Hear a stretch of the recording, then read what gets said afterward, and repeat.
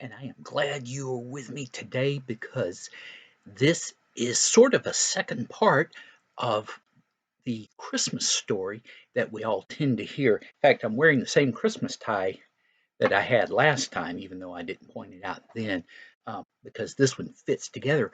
But there's a little bit of a difference here that most people don't know about. So we're going to talk about some of that today.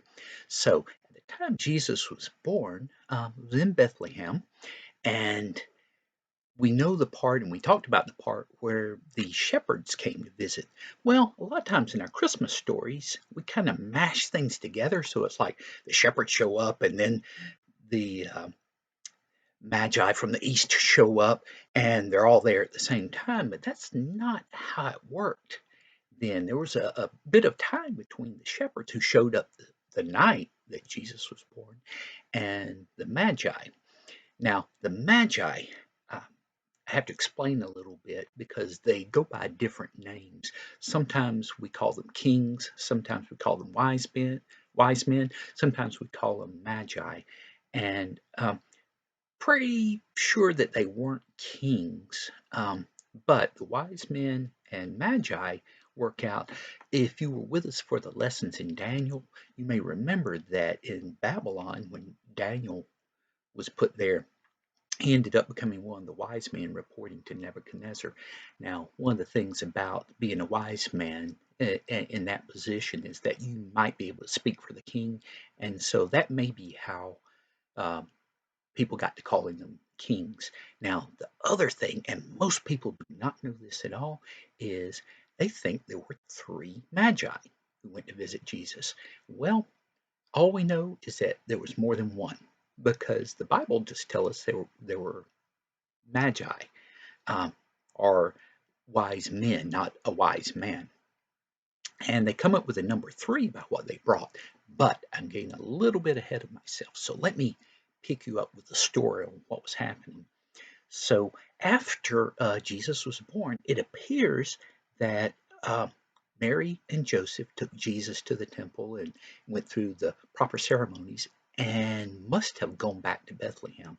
Now, that would make sense if one of their reasons for leaving Nazareth was that people didn't like Mary and they talked bad about her. So they really had no reason to want to go back to Nazareth.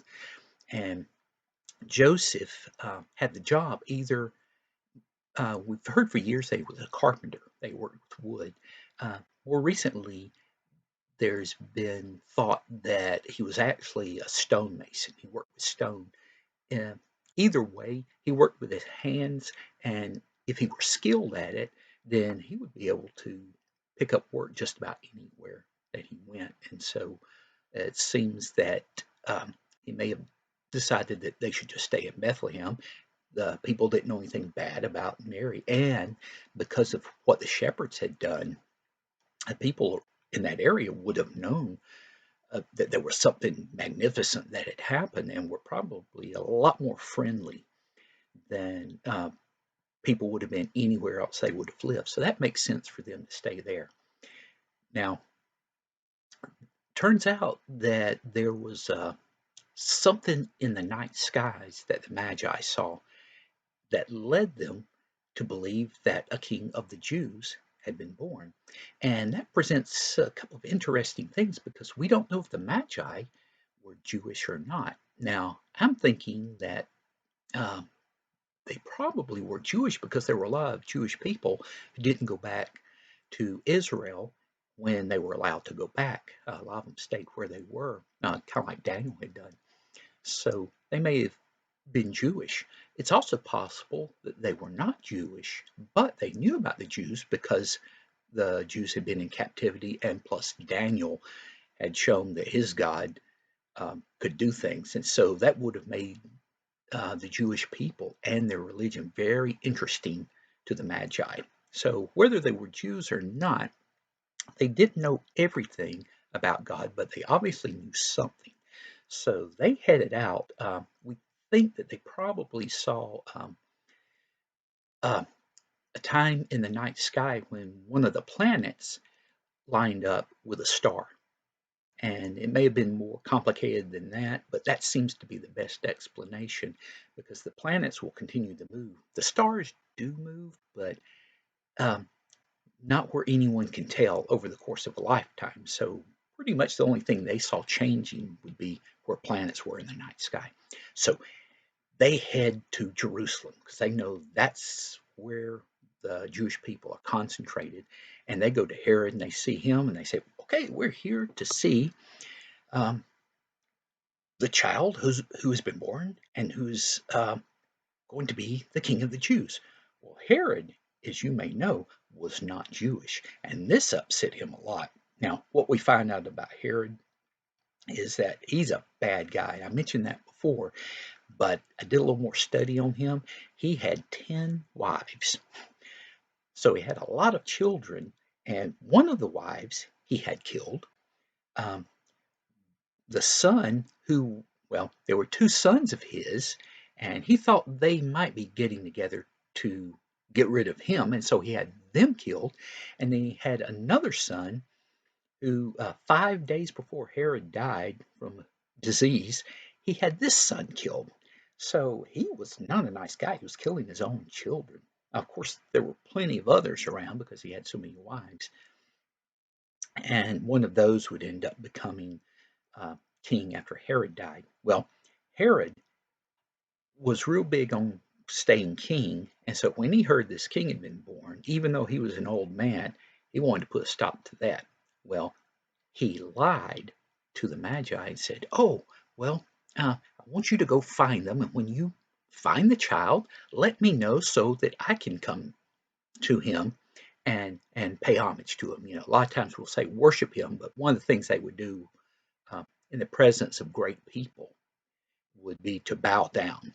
So it might not be that he would pray to Jesus, even though that would be proper, but that he would show honor. So the Magi's okay, and they went and they had talked with some of the Jewish scribes who knew all the stuff in the Bible about where to look for this king because the king they were looking for was going to be the one they referred to as the Messiah or the Christ. And so they knew, oh, you should go to Bethlehem. So they went to Bethlehem. They looked around and they found that Mary and Joseph were now living in a house there. And they gave presents to them. They gave gold, so it's like money. Frankincense, if you were here when I showed off the incense, then you may remember that. In fact, what I'd shown that time was frankincense, and it was something they would burn before God. And then there was myrrh, which is another substance that smelled real good, but a lot of times they would use that for people who were being buried. They would put it on them. So these were all valuable things. They gave it to them. And about this time, the wise men, the Magi, were going to go back to Herod. And interesting thing happens is God is now increasing communication with people, or at least as far as we know about it. But he's using dreams in this. So in this case, he gives a dream to the Magi about not going back to Herod, and they should go back to their country a different way. And of course, God knows that Herod has plans to kill Jesus. So this will delay him finding out that they had found Jesus after all. Of course, he didn't know he'd be called Jesus, but finding the baby. And it would give more time for Jesus to escape. At the same time, Joseph received a dream. And it appears that it must have been like the night after the Magi left. Uh, but he dreamed an angel telling him, wake up, take the child and his mother, and head for Egypt. And so it was nighttime. Now, you didn't travel at night back in those days because it was too dangerous.